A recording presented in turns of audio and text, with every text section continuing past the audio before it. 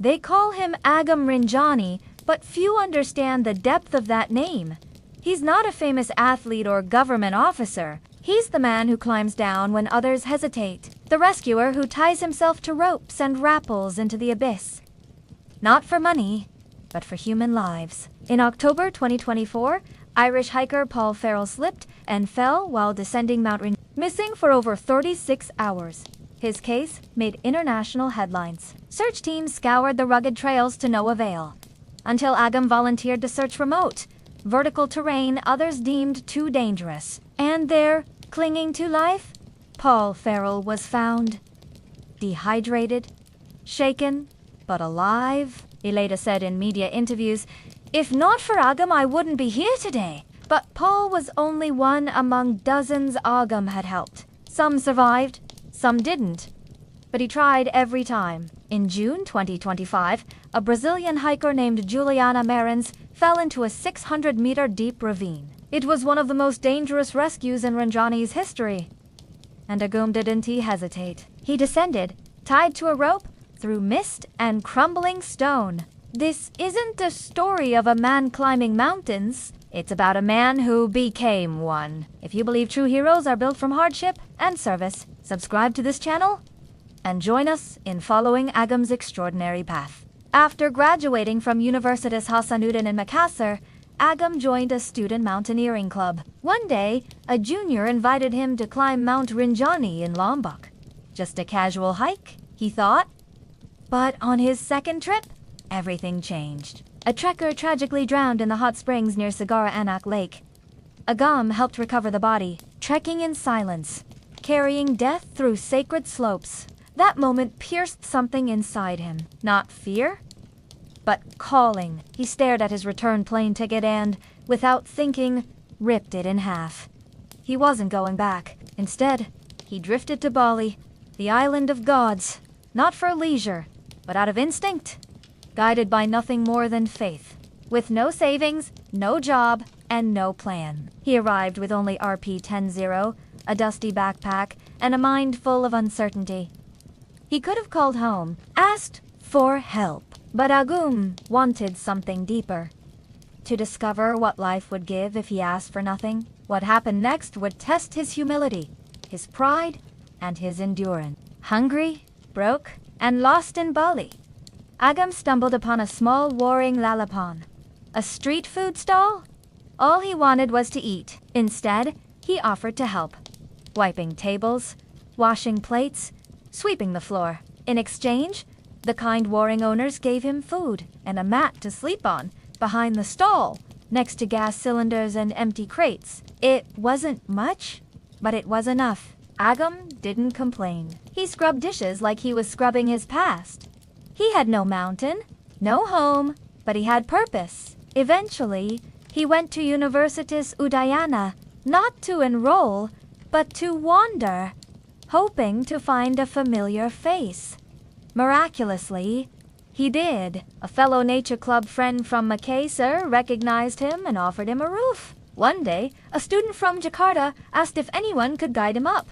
Mount Agang, Bali's tallest volcano, Agam stepped forward. No certification, no formal title, just heart and instinct. The climb was tough, but he led the students safely to the summit and back. And for the first time, Agam got paid to do what he loved, guide others toward light. With the small money he earned, Agam bought gear and food. He had only Rp20 left, but a dream to return to Lombok and climb Rinjani again. So he did what many wouldn't dare. He hitchhiked on a cargo truck heading to NTB. The ride was bumpy, slow, and silent. The driver, exhausted from days on the road, nearly dozed off. Agam saw the danger. Calmly, he said, "I can drive if you'd like." The driver chuckled. Until Agam proved he'd been steering trucks since elementary school, they switched seats. 4 hours. Agam drove through coastal roads and ferry crossings, heading toward the island that had called him back. The driver, moved by his kindness, gave Agam food, money, and even offered him a truck driving job in B. But Agam declined. His road was not made of asphalt. It led to mist and ridge. He got off at Singigi, a coastal town in Lombok. No house, no contacts. He pitched a small tent by the beach and began again. Agam's new home was a tent by the sea. No electricity, no shower, just salt air, a fishing rod, and his resolve. Each morning, he fished for food. Each afternoon, he cleaned trash from the beach. Locals began to notice the strange man in tattered clothes who picked up others' mess. He wasn't just surviving. He was serving. Agam even called old NGO contacts and helped connect them to struggling fishermen who needed boats, nets, and fuel. He became a bridge. From problem to solution. From land to sea. But the mountains still whispered to him. After months on the beach, Agam packed up again and returned to Mount Rinjani. This time, not as a tourist. He had no money to guide. Only strength to carry. He signed up as a porter. One of the toughest jobs in the trekking world. He carried others' dreams on his back and quietly climbed toward his own. For the next 4 years, Agam was a porter. No one glamorizes porters. But without them, no one reaches the summit. He carried 30 kilograms loads up 3,000 meters. Slept under trees. Ate rice with salt. Woke at dawn. Walked with bleeding heels. But Agam saw it as training. Every trail carved muscle. Every storm sharpened his instincts. Every fall taught him humility. He learned every crevice of Rinjani, the mood of her clouds, the shift in her winds. Soon, clients started requesting him not just as a porter, but as a guide. He didn't advertise. His name spread through whispers. If you want to be safe, climb with Agam. He was still poor, but something bigger was growing. Trust! After years of saving, Agam and his friends opened a small ice cream shop on Gili Trawangan, a tropical island paradise. Tourists came in droves. The shop boomed. Agam managed inventory, cleaned floors, fixed broken freezers. He only took a small cut, sharing the rest with his team. For the first time, he had steady income and a taste of normal life. But in 2020, the pandemic hit. Tourism collapsed. Borders closed. The shop shuttered. Once again, Agam was back to zero. But this time, he didn't break. He packed his gear, shouldered his worn backpack, and returned to Rinjani because he knew something most didn't.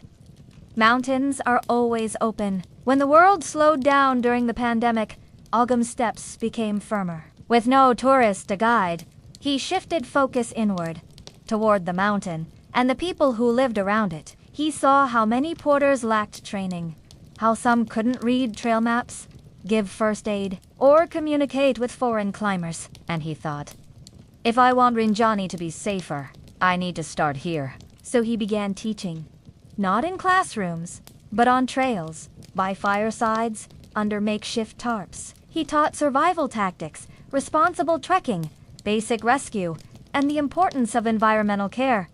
There was no salary, no NGO backing, just his conviction that every guide should be a protector, not just a carrier. He also rallied local villagers to clean the trails, organized informal patrols, and personally carried down trash from high camp zones. To Agam, protecting the mountain was like protecting a living soul, a guardian watching over Lombok. The man who once begged for food in Bali was now feeding others, with knowledge, with care, with purpose. In giving himself to Rinjani, Agam became more than a guide. He became her steward. Years into his journey, a friend offered him a gift that would change everything.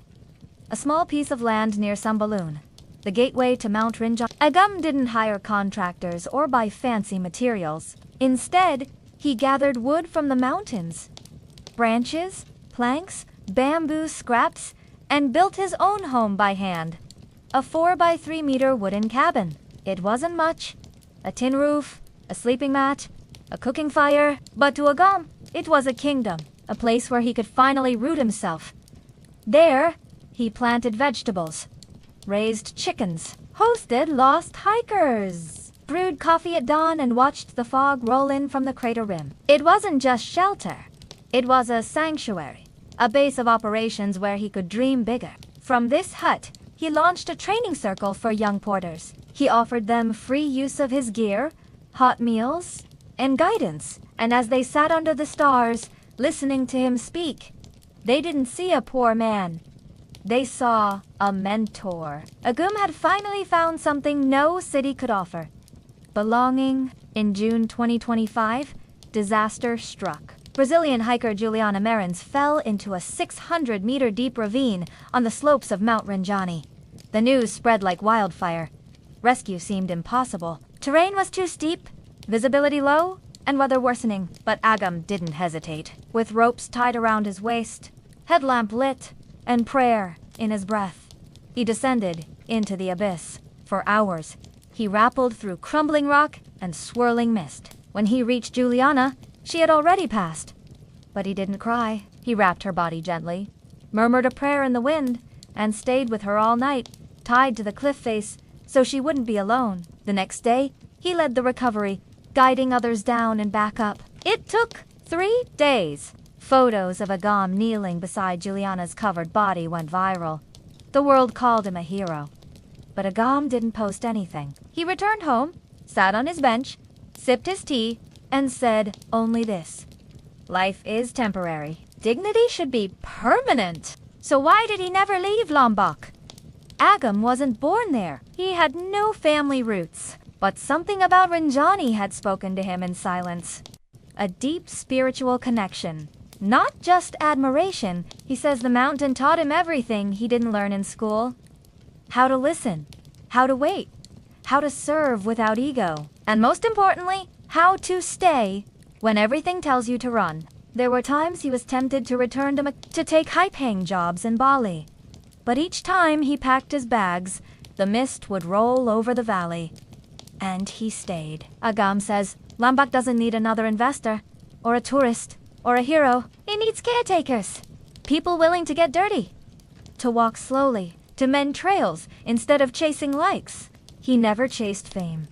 But fame found him, and he used it not to rise, but to lift others. Today, Agam focuses not just on rescues or tourism, but education. He teaches young porters how to be leaders, not laborers. He trains guides to speak English, track weather changes, and read terrain digitally. He explains customer safety, trail ethics, and how to advocate for themselves.